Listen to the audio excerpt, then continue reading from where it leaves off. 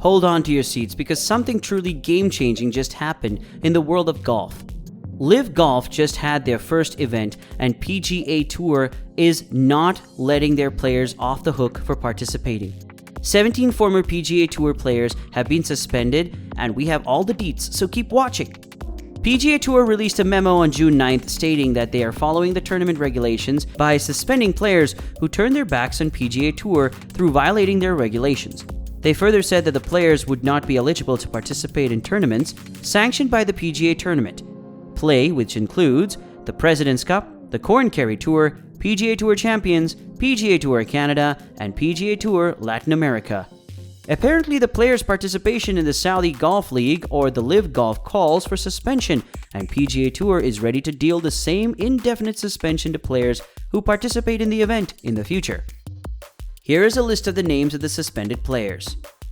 There are a lot of remarkable players on the list, like the 6-time major champion Phil Mickelson, 2-time major winner Dustin Johnson, and longtime PGA Tour members like Sergio Garcia and Lee Westwood.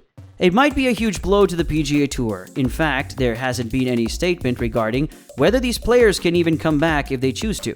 When asked about it, when he appeared on the CBS Sports Broadcasting during the RBC Canadian Open, PGA Tour Commissioner Jay Monahan said, "We made a decision last week to suspend these players, and they are no longer eligible for tournament play." He added, "At this point, that is all we're prepared to talk about. We'll see how things continue to develop as we go down the road here." He also made it clear no one should have been surprised by the suspension. To be fair, when LIV Golf was announced back in 2019, PGA Tour's commissioner did imply that golfers playing the new league would not be eligible to play in the PGA Tour's events. During the CBS broadcast, he also said, "It's been an unfortunate week that was created by some unfortunate decisions, but it's my job to protect, defend, and celebrate our loyal PGA Tour members, our partners, and our fans, and that's exactly what I did." From the PGA Tour perspective, they can do fine without these players.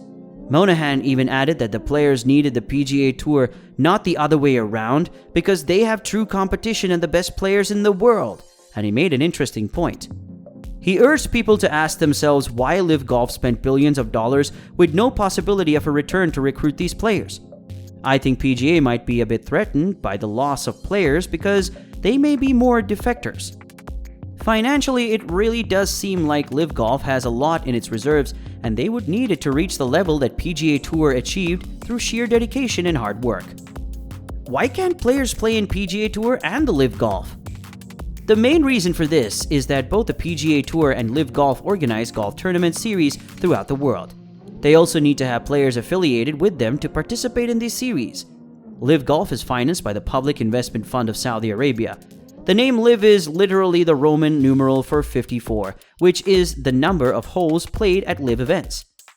It is also the score if every hole on the par 72 course was birdied. LIV Golf is pretty much new to the game of professional leagues. It was officially launched in 2021 and just had its first Invitational Series event on 9th June 2022 at the Centurion Club near London, England. The former professional golfer, Greg Norman, is the CEO of LIV Golf. Apparently, LIV Golf offered some serious cash to get some players to sign up for their series. For instance, it is rumored that Dustin Johnson was paid $150 million for his affiliation with the LIV Golf series. Phil Mickelson also signed a contract worth $200 million for this. It seems like the routine of offering money mostly worked for LIV Golf because they were able to snag 17 PGA Tour players, although it did not work for everyone. Greg Norman recently disclosed that Tiger Woods refused to join LIV Golf and turned down a deal that was mind-blowingly enormous. We're talking about high 9 digits. As of now, around 50 players have signed up for LIV Golf series. However, the 54-hole tournament will feature 48 players in 12 four-man teams. The future of LIV Golf is still unknown, but right now, they are off to a great start, and they have the funds to make the right moves. On the other hand, PGA Tour was founded in 1929, and it has been in existence for close to 100 years. They have a couple of tournaments, and they have over 40 FedEx Cup events throughout the year. PGA Tour also has a lot of international partners and co-run events with other organizations. They are probably the most popular organizations when it comes to golf leagues. Thank you for watching for this long. Please give us a like and make sure to subscribe for more golf-related videos. Now keep watching. what the future holds for these players. It seems like the suspended players won't really have a huge hit to their career because LIV Golf players like Phil Mickelson and Dustin Johnson will seen on the course for the 2022 US Open, which is run by the USGA. This means that these players can participate in other tournaments that are not run by the PGA Tour. The 4 major championships like the Masters, PGA Championship, US Open, and the Open are not run by the PGA Tour.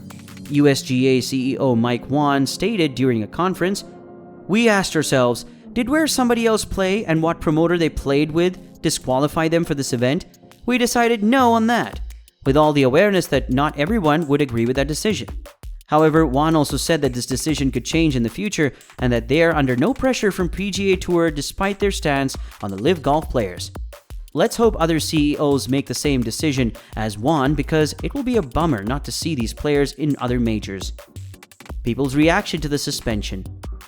LIV Golf immediately replied with a statement that read, "Today's announcement by the PGA Tour is vindictive, and it deepens the divide between the tour and its members. It's troubling that the tour, an organization dedicated to creating opportunities for golfers to play the game, is the entity blocking golfers from playing." Let's face it, this reaction is understandable, but what do you think? Should golfers benefit from both PGA Tour and LIV Golf if they can put in the same time and effort to play? Both sides have their reasons for acting the way they did. Phil Mickelson also recently said that he would prefer to be able to choose what path he would like, one or the other, or even both. Mickelson said, "I feel that I gave as much back to the PGA Tour and the game of golf that I could throughout my 30 years here. And through my accomplishments on the course, I've earned a lifetime membership. I intend to keep that, and then choose going forward which events to play and not. I am again very appreciative of the many memories, opportunities, experiences, friendships, relationships PGA Tour has provided, and those are going to last a lifetime. But I'm hopeful that I'll have a chance to create more." Not all players feel this way. Kevin Na officially resigned from the PGA Tour and became the first member to sign up for LIV Golf, so he made his allegiance very clear. He said that he exercised his right to choose where and when he played golf, and that he could not remain a PGA Tour player without facing disciplinary actions from the PGA Tour. However, he wished that the current policies would change, and he would be able to play on the PGA Tour again. Not everyone followed this resignation process like Kevin Na did. I have to say, there are a lot of conflicting emotions when it comes to LIV Golf. It's off to a great start, and their next event will take place in the United States, but PGA Tour has been around for ages. Do you think that these players made the right move by defecting to a new, fresh organization, or should they have stuck with the notable PGA Tour? Drop your comments below and check out our other videos.